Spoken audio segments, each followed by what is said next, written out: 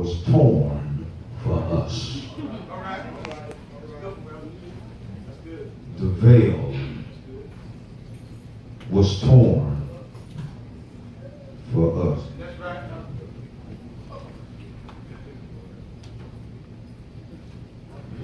When I look at the word veil, the word veil denotes a length of cloth worn by women as a covering for the head or shoulders, and often, especially used in Eastern countries, for the face. It is an outer covering of a nun's headdress. A length of veiling or netting worn over the head or face, or attached for protection or ornament. Veil is sometimes used as a covering for the objective of a ceremonial marriage. But when we talk about the veil, the word veil, during the lifetime of Jesus, the Holy Temple in Jerusalem was the center of the Jewish religious life. The temple was the place where animal sacrifices were carried out and out according to the worship of the law of Moses. It was followed faithfully every year. Now, Hebrews 9 and verse 1 through 9 tells us that in the temple a veil separated the Holy of Holies, the earthly dwelling place of God's presence, from the rest of the temple where men dwell. Well, this signified that man was separated from God by sin. Only the high priest was permitted to pass beyond this veil once a year, to enter into God's presence for all of Israel and make atonement for their sins. Solomon's temple was 30 cubits high, but Herod had increased the height to 40 cubits according to the writing of Josephus at the first century Jewish historian. There is an uncertainty as to the exact measurements of a cubit, but it is safe to assume that this veil was somewhere near 60 feet high. Now, in early Jewish tradition says that the veil was about 4 inches thick. But the Bible does not confirm that measurement. The book of Exodus teaches that this thick veil was finished from blue, purple, and scarlet material and fine twisted linen. Can you imagine the veil that hung in Jerusalem? Can you imagine the priests going in and taking blood sacrifices, the bullock, the turtle dove, the pigeons, the lambs? They went in to sacrifice and to get atonement for the sins of the people there in Israel. The question came to me was that when things tear up, could we ever mend it back together? Yes. You can tear a piece of paper in two and you can tape it back together. You can tear cash. Hold on. You can tear cash, that'll hurt my heart. I like cash. Cash do things for you.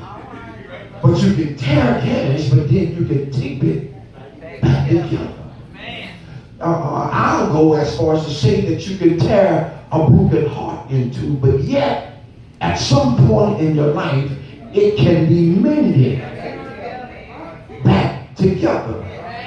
But when it comes to the veil of the veil of the temple simply creates a new art of what history was supposed to be about altogether. Here this morning we talked about how Paul was getting people on the same level, Jews and the Gentiles. But what people really didn't know was that Jesus really didn't come for us first. He came for his people first. See, he came and was sent to his own kind. But the Bible says that Jesus went to his own, and his own received him not.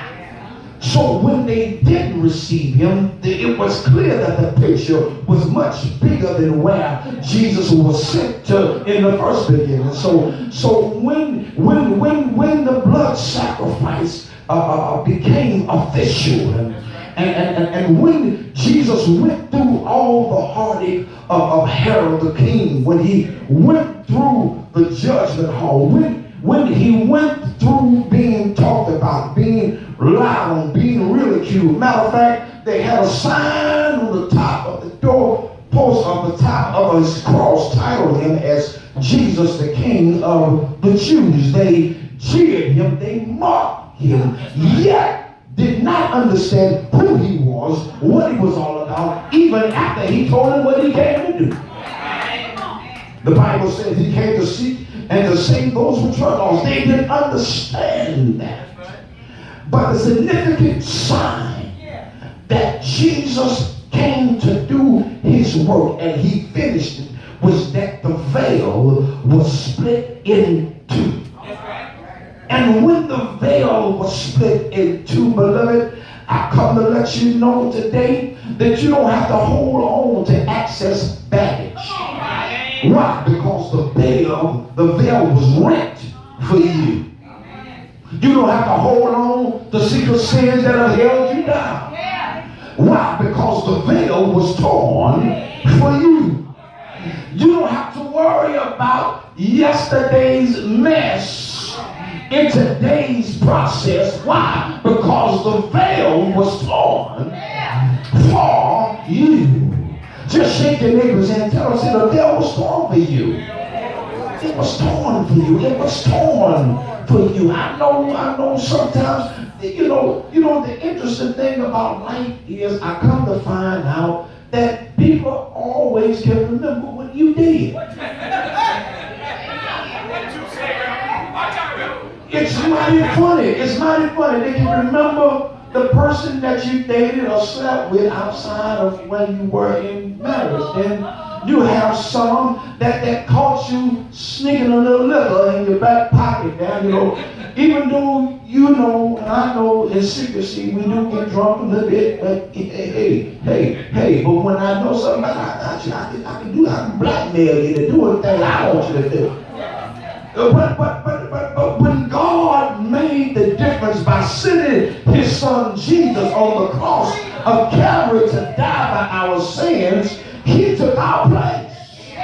And when he took our place, that became the law of grace. For the Bible says that while we were yet sinners, Christ died for us. So, beloved, I'm glad today.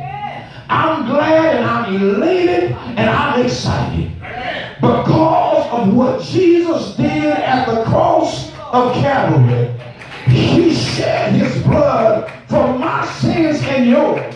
As a matter of fact, you ought to be excited yourself, because if it had not been for the shedding of the blood of Jesus, there would be no remission of sin. Just touch somebody, tell him, I'm glad he saved me. I'm glad he saved me. I'm glad he shed his blood. I'm glad he delivered me. I don't have to look like I used to no more. I don't have to walk like I used to walk no more. Why? Because he's made me new in him. I got a new found relationship. Why? Because the veil was torn for us. I don't take anything lightly anymore. I don't take anything light anymore. That's why I really I look at everything now as just passing through. Just passing through. Because my treasure is not built upon the physicalities of what I see. You know, we talked about faith this morning. If y'all get a chance, come to Sunday school next Sunday. And the Sundays out there too. Because when we talk about things, we really don't talk. See, you get a snack pack at 11 o'clock hour. But we need to get the full understanding of what the word is all about. That's why we got Sunday school. But here it is, we talked about faith. And my identity of faith is to see, but yet operate. How do you do that, Brother Preacher? Can I bring faith in physical? All right, let me show you something. See, it's good to know that I look good, right? But I got to understand what makes me look good. See, here it is. The identity of what clothes are is not what they look like, but what they look like on you.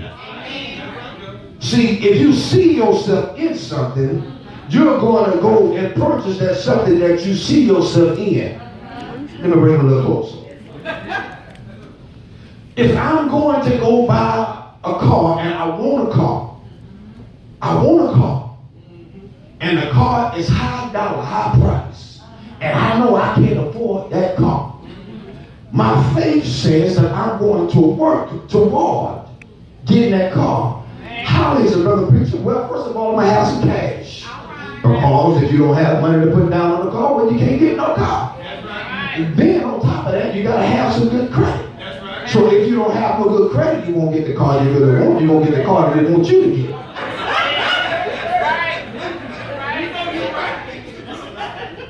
They don't get the car they want you to get. But here it is. My faith is works. Faith, that's it. Faith without works is dead. That means if I'm not operating to get the car, then I won't get the car. I've been looking for all the time. So when you understand and open up the knowledge of your understanding that we are progressing and we are moving to something bigger, to something greater, you start to do what? Work. Y'all heard me? When you are establishing faith and when you're moving towards something, you are doing what? Working your faith. My faith will not allow me to sit back and do nothing. My faith will not allow me to sit in the slumps and get depressed. My faith will not allow me to pack my bags and go home and pout like a little 3-year-old. Because there are some times in life, and Reverend, you said it this morning, people have to understand that in this world, it's our training ground. It's our testing ground. And then it's the ground of dimension that God wants to carry us to. And here it is. We're not fighting the people that fighting us. We're fighting one person. That's the devil. See, if you recognize who the devil really is, you really won't have to really pay attention to the physical things that people are doing to you. And see, at that same time, faith becomes operational. Why? Because things happens, actions happens. That's what happened here in the text. In the text, it says that at the once the curtain of the sanctuary of the temple was torn in two. Actions happened when Jesus hung his head, gave up the ghost. Then and only then, the sign that Jesus came for his purpose was that the veil was rent in two. Let me give you a couple of pointers and then I'm out your way. We're going to get the Lord's Supper. The first thing is that the veil was torn for us so we could have a closer relationship with Jesus Christ. Now, if you never hear nothing else, the word relationship is going to come up a lot this next month. Because we need to understand that in a relationship, It is no more me, myself, and I. It's all about God. It's all about who he is in our life. That means my connection with him is strong. Where I am with him is strong. My word, my knowledge of him is strong. Why? Because Philippians 3:10 says that I may know him. In the power of his resurrection, I know him because he was resurrected that third day morning. I know him. I know him because he got up and said and declared that all power in heaven and in earth is in my hand. I know him. I have a relationship. And then Romans 10:9 says it like this. He said that if thou shalt confess with thy mouth the Lord Jesus, if thou confess with thy mouth, open up your mouth and say that I know the Lord Jesus. I know him in the pardon of my sins. I know who he is to me. He is the one that made a way for me when there was no other way to be made. He opened the door of salvation. See, people don't like to talk about salvation. They want to talk about naming and claiming, nabbing and grabbing. No. Get salvation in you, and everything doesn't follow behind you. Because when you are saved and sanctified and filled, God has established a relationship with you. Christian, I got a relationship with him. My relationship is so strong because I communicate with him. That's another thing you got to communicate with him. Psalms 86 and 6 says, "Give ear, O Lord, unto my prayer, and attend to the voice of my supplication." Meaning that God will hear your humble prayer. Hear my prayer, O God. I need you, God. I need you in my life. I need you to make a way for me. I need you to step in where I can't step in. I need you before I get out of the bed and make the first step. You make it for me. I believe, God, if you make it for me, I won't fall. God, if you make the first step for me, I won't cuss. Even though sometimes I really don't want to get up in the morning, I want to stay in my bed. But he'll make a way. He'll make a way. Why? Because we communicate with him. See, if we communicate with him, we can do like 2 Chronicles 7:14 says. He says that if my people, which are called by my name, will humble themselves and pray. He said, humble themselves. If my people, as a matter of fact, I need to ask you, are you a part of God? Are you a part of God? He says, if my people which are called, we are called by his name. And it allows us to humble ourselves, pray. He says, seek my face, seek my face, search my face, look for me. When you get up in the morning, Lord, what you want me to do today? Lord, what you want me to touch today? Who you want me to pray for? Who you want me to discuss your will with today? Somebody is lost, but they need you. They need you right now in this hour. What you want me to say to them? If my people were to call my name. And the thing about God is that when we seek God, he gives us the addition. I know I say that. I guess I made this one of my favorite scriptures. And Matthew 6:33 say, seek first the kingdom of God and all his righteousness, meaning all his right standing. Everything that's right about him, everything that's right in him. If we seek God, then he's going to do what? Add. He's going to add. He's going to add. He's going to add so good to even it'll outdo you. But you got to do the first thing first, then to seek God. And once we get to the place where we can seek God first, then and only then we could understand that we have a new life because the veil has been torn for us. Philippians 3:13, and I'm almost out your way now. It's time to go home. Brethren, I count not myself to be apprehended, But this one thing I do, forgetting those things which are behind me, forgetting those things, I get rid of the things which are behind me, and I reach toward the things which are before me. I'm forgetting yesterday's past with yesterday's trash. I'm forgetting those things which are behind me because I'm reaching toward those things which are before me. I press. And see, sometimes people don't like to press. But see, even in the rough times, you got to learn how to get in there and press. Sometimes when you get dismayed or discouraged, you still got to encourage yourself and press. Sometimes it seems like things are not going to go like you need to go, but you got to be in the press. When you press toward the mark of the prize of the high calling, I'm called in Christ Jesus. Touch somebody, tell you got to press. You got to press. You got to press. The veil was torn for us. Because that was victory at the cross. Somebody say, at the cross.